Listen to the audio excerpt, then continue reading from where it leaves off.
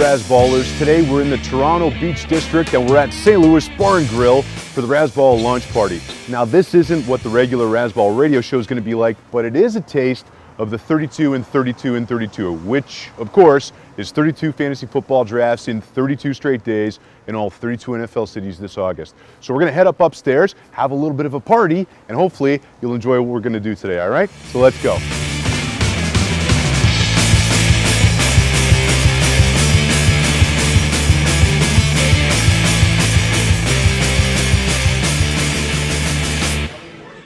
Okay, all the way from New York City, well, Hoboken actually, Smokey from Razzball actually flew up today for the launch party here in Toronto. Smokey, what's up, man? What's going on, Nick? How you doing? Good.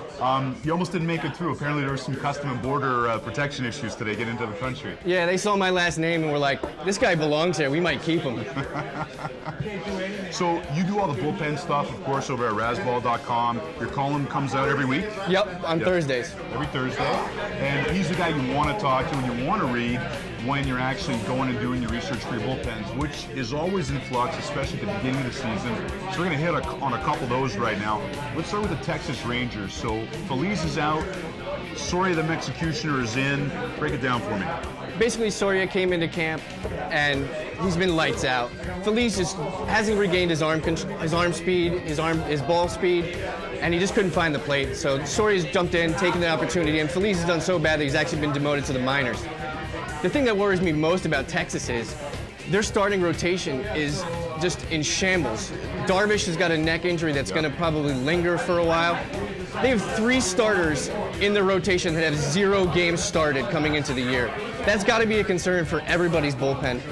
Just the wear and tear of that and the save opportunities to start the year are going to be limited. And the concerns are real for a guy like Darvish, a guy that big, power pitcher. You know, Absolutely. He fell really far in a couple expert leagues drafts we did this week. Absolutely. So I'll be curious to see what happens with him. Okay, another bullpen that's in flux right now, of course, is the Cincinnati Reds with all the injuries there. Now, a lot of guys are speculating on J.J. Hoover, but you're going in a different direction here. Yeah, I'm not completely going in a different direction. I think Hoover is still the ad. But for people who miss out on Hoover and have a roster spot, I think Manny Parra is the guy to look at. Another guy is Sam LeClure, but Parra's going to be the only lefty in that bullpen, and if they're coming up in the 9th inning with a lot of lefties, I can see Parra starting and finishing the inning, just sucking up the saves. And he's done well in the bullpen the last couple of years. His K rate's up around 10. Yeah, the last 2 years he's had over 80 appearances out of the bullpen, and his K rate is over 10.5. All right, now, obviously, you're trying to pay for saves during your drafts, but you don't want to get stuck with the mess that is the Houston Astros bullpen. Chad Qualls might be the favorite only because he's done it before. Who do you think? Well, let me ask you 2 questions. A, does anyone there get 20 saves, and if so, who? It's kind of like a lose if you do, lose if you don't situation. Veras did okay last year, though. Yeah, no, absolutely, and then he got traded and it completely nuked all his value. Right.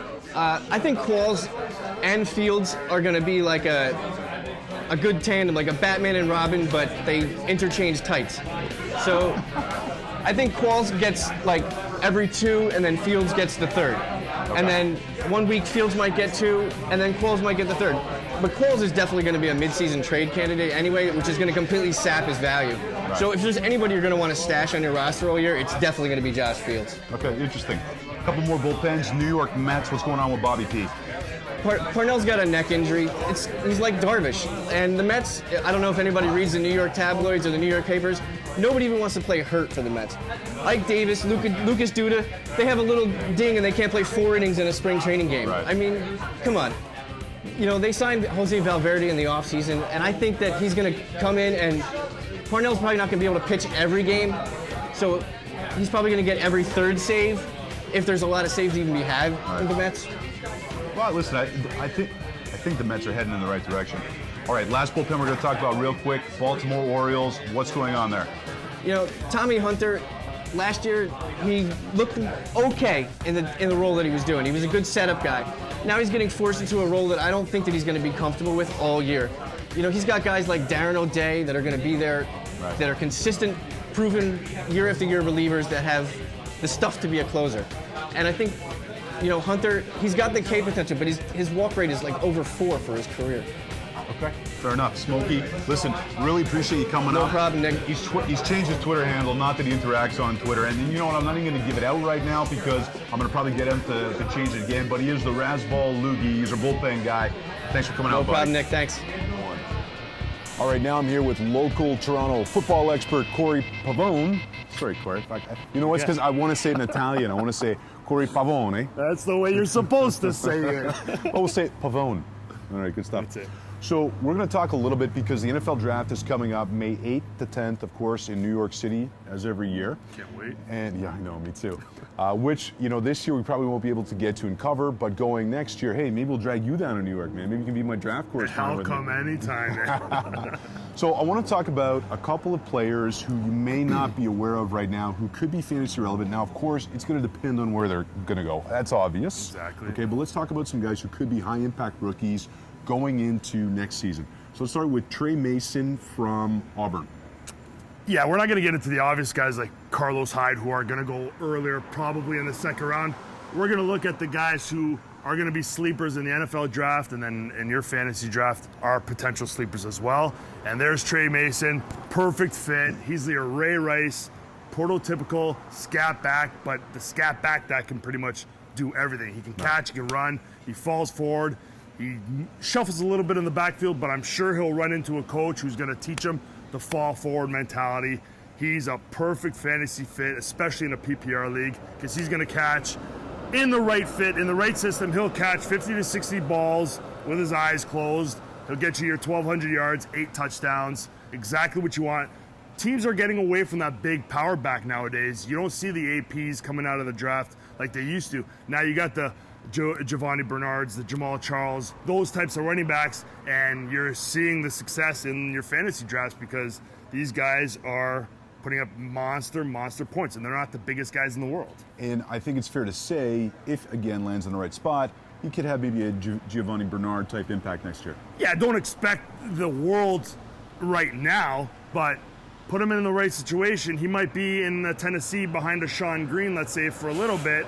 But next year, Sean Green, he's out of there, and Trey Mason's right in there, just like Giovanni Bernard is this year. Ben Jarvis Green-Ellis, they're going to kick him to the curb, and it's going to be the Bernard show, guaranteed. Yeah, fair enough. You know what I mean? Okay, let's talk about another guy right now, Jordan Hill of LSU, another guy who could have interesting impact this year. Jeremy Hill. Sorry, Jeremy Hill, I apologize. Another guy, but this guy's a bigger back. You know what I mean? He's your prototypical every down, 3 down back. In a PPR league, he's not going to catch a ton of balls. He only caught 18 balls last year. It's nothing crazy, but again, in the right system, he's going to get a lot of balls, he's going to get a lot of carries. And out of your 3rd, 4th running back that you're going to draft in your fantasy draft, you can't ask for anything better than a guy who's pretty much going to get 200 carries and maybe 20 catches in his rookie season, 7 to 10 touchdowns, let's say. That's an ideal situation for a rookie running back. Again, this is all depending on if they fall into the right, perfect system. Absolutely. Right? Okay, now here's another guy that may or may not, I don't want to say the system isn't as relevant. Let's talk about Johnny Manziel, because I think he's interesting. I think he might be more fantasy relevant than pro relevant, potentially. Well, you see it year after year. These guys, like the Blaine Gabberts and Sam Bradfords and the Mark Sanchez's, you don't see them coming out as a rookie and putting up crazy fantasy points. However, you got RG3, you got Cam Newton, you got Colin Kaepernick. These guys are stepping into the league and they're going absolutely bananas from the get-go. And that's exactly what I see out of Johnny Manziel. Compared to your Teddy Bridgewaters, your Blake Bortles, these guys, they're pocket passers. Rookie pocket passers do not succeed in fantasy football. They might succeed on the NFL field, blow play action, have a good running back, dink and dunks, but we don't want that in fantasy. We want Johnny Manziel. This guy is an absolute star in the making. He took the NCAA by storm. So you're a big Manziel guy, eh? How can you not love the guy? The guy as a freshman won the Heisman. He didn't revolutionize NCAA, but you're going to see more of these guys coming out and making a huge impact on the NFL. Do you think he's going to make it as a pro? I mean, you watch a lot of football. I mean, we're talking fantasy, but you watch a lot of football. So do you think he's... Okay, let me ask you 2 questions.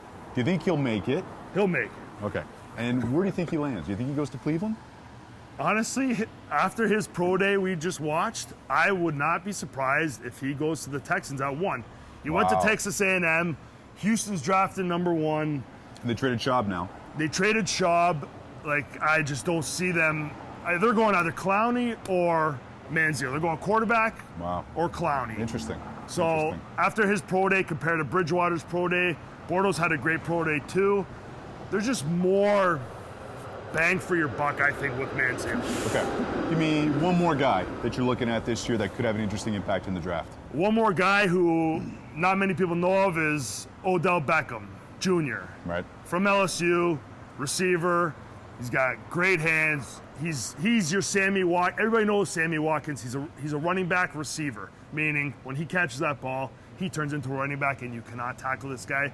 I see Odell Beckham Jr. doing the exact same thing out of LSU. And if you're in a league where you get points for special teams, this guy is going to get you those extra points.